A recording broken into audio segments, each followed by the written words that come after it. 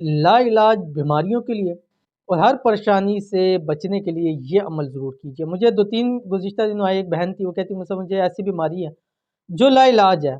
बहुत सालों से इतनी परेशान आ चुकी हूँ। कहती हैं कि मैं मुट्ठी भर दवाइयाँ खाती रहती हूँ लेकिन मुझे फ़र्क ही नहीं पड़ता है।